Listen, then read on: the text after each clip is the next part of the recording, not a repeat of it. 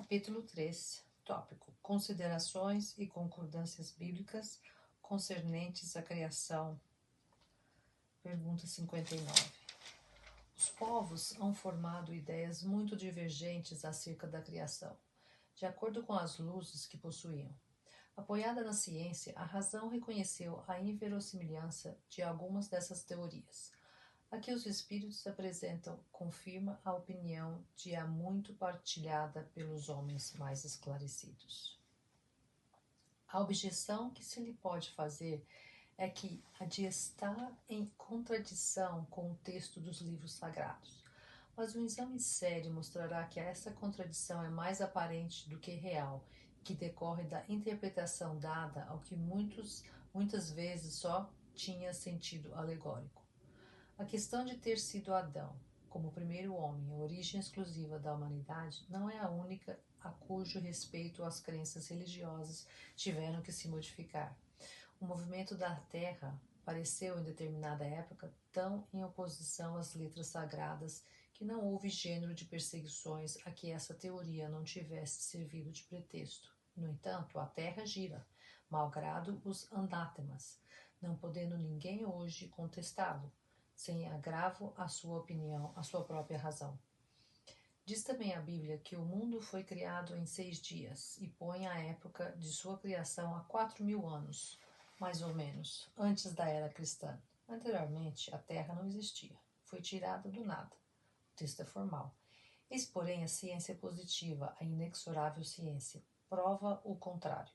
A história da formação do globo terráqueo está escrita em caracteres irrecusáveis no mundo fóssil, achando-se provado que os 6 dias da criação indicam outros tantos períodos, cada um de talvez muitas centenas de milhares de anos.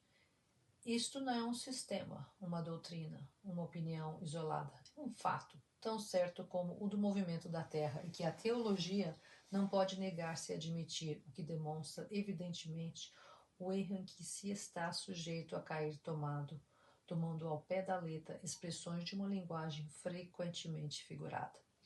Deve-se-á daí concluir que a Bíblia é um erro? Não. A conclusão é tirar-se é que os homens se equivocaram ao interpretá-la. Escavando os arquivos da Terra, a ciência descobriu em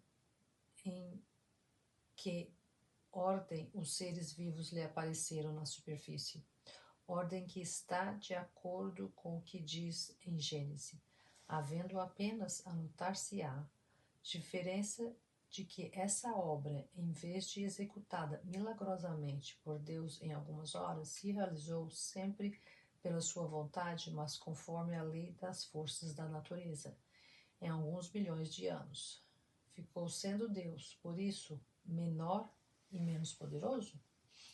Perdeu em sublimidade a sua obra, por não ter o prestígio da instantaneidade? Indubitavelmente não. Fora mister fazer-se da divindade bem mesquinha ideia, para se não reconhecer a sua onipotência nas leis eternas e que ela estabeleceu para regerem os mundos. A ciência, longe de apoucar a obra divina, não la mostra sob aspecto mais grandioso e mais acorde com as noções que temos do poder e da majestade de Deus, pela razão mesma de ela se haver efetuado sem interrogação das leis da natureza. De acordo nesse ponto com Moisés, a ciência coloca o homem. Continuando, capítulo 3, tópico: Considerações e concordâncias bíblicas concernentes à criação. Continuação da pergunta 59. De acordo nesse ponto com Moisés, a ciência coloca o homem em último lugar na ordem da criação dos seres vivos. Moisés, porém, indica como o do dilúvio universal o ano 1654.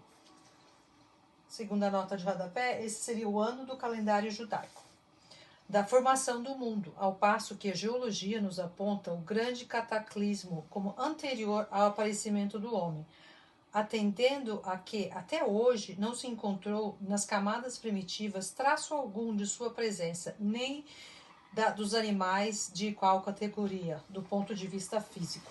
Contudo, na prova que isso seja impossível, muitas descobertas já fizeram surgir dúvidas a tal respeito. Por dar-se que, de um momento para o outro, se adquira a certeza material da anterioridade da raça humana, e então se reconhecerá que, a esse propósito, como a tantos outros, o texto bíblico encerra uma figura.